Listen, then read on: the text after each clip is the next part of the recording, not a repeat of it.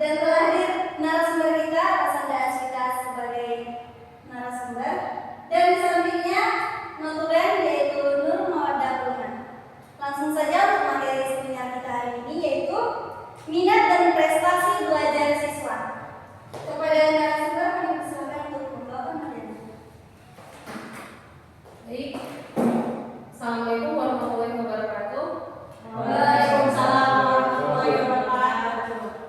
Sebelumnya terima kasih kepada moderator yang berkenan hadir untuk melaksanakan acara seminar pada pagi hari ini dan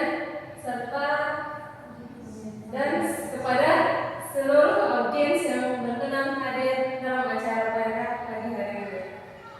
Baik, sebelumnya perkenalan nama saya Asanda Aswita dan langsung saja kepada materi kita pada hari ini yaitu hakikat, minat, dan prestasi belajar siswa. Adapun pengertian dari minat belajar siswa yaitu suatu rasa suka dan rasa ketertarikan siswa terhadap belajar yang dimana siswa tersebut ingin mendalami dari pengalaman belajar yang akan membawa kemajuan pada dirinya terhadap suatu kesadaran kepada siswa bahwa dengan belajar membawa kemajuan untuk dirinya. Minat timbul tidak secara tiba-tiba, melainkan timbul akibat dari pengalaman dan kebiasaan pada waktu belajar. Adapun faktor-faktor yang mempengaruhi minat belajar siswa yaitu minat belajar siswa merupakan salah satu faktor yang sangat penting dalam meningkatkan ketercapaian efektivitas belajar siswa dalam proses belajar mengajar, yang pada akhirnya akan berpengaruh terhadap hasil belajar siswa. Yang ketiga yaitu indikator minat belajar, yang dimana indikator adalah alat ukur dalam sebuah proses mencapai tujuan.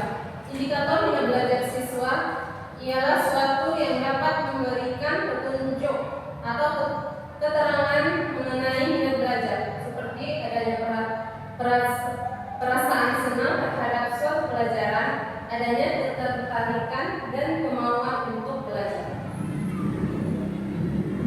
Yang keempat yaitu prestasi belajar. Prestasi belajar merupakan tingkat penguasaan pengetahuan siswa yang didapat selama proses pembelajaran. Proses pembelajaran dapat diukur oleh guru melalui tes, ujian, pengalaman, atau tugas. Yang kedua yaitu masuklah kita kepada proses belajar siswa, yang dimana proses belajar siswa ini merupakan suatu proses interaksi siswa dengan lingkungannya sehingga adanya perubahan dalam diri siswa itu untuk belajar sendiri, baik dari segi kognitif, efektif, ataupun psikomotoriknya. Yang selanjutnya yaitu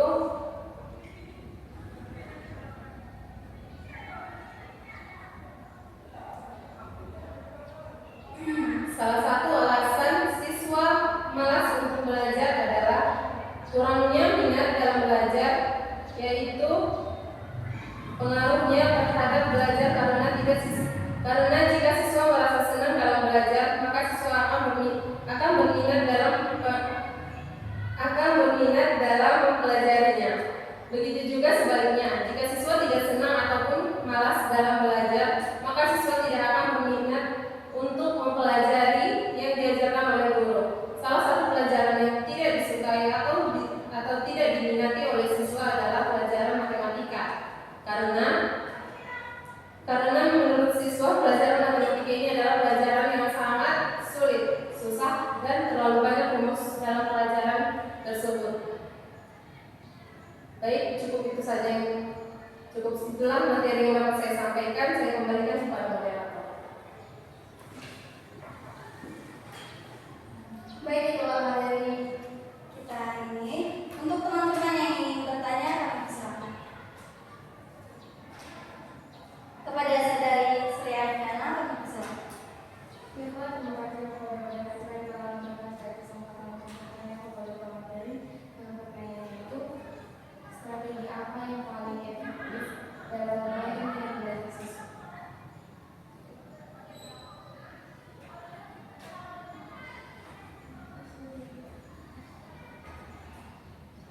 Yang kedua,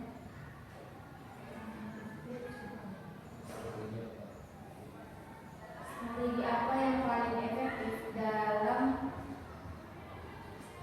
membantu minat belajar siswa?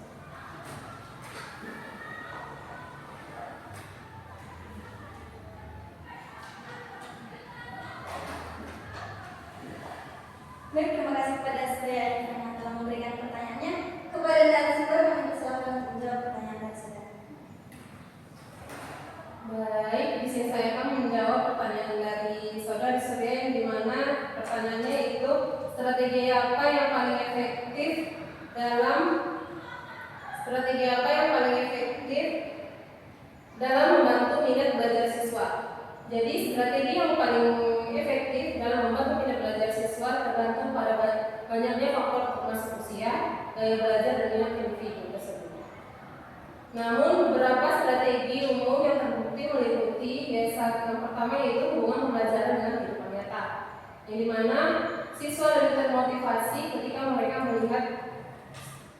melihat relevansi materi pelajaran dengan kehidupan mereka sehari-hari. Dan penerapan yaitu menggunakan contoh-contoh nyata atau studi kasus dan proyek yang berkaitan dengan pengalaman siswa. Yang kedua yaitu berikan pilihan dan otonomi, yang dimana memberikan siswa pilihan dalam tugas, metode belajar atau topik studi meningkatkan rasa kepemilikan dan motivasi. Yang ketiga yaitu dengan menggunakan berbagai metode pembelajaran yang menarik. Siswa memiliki gaya belajar yang berbeda, metode pembelajaran yang beragam mengakomodasikan preferensi belajarnya. Terima kasih kepada narasumber telah menjawab pertanyaan dari saudari Suyana. Kepada saudari, apakah dapat memahami jawaban yang telah diberikan oleh narasumber? Terima kasih, saya dapat memahami jawaban dari tadi. Saya membaca. Baik. Selanjutnya, jika ada teman-teman yang ingin bertanya, kami persilakan.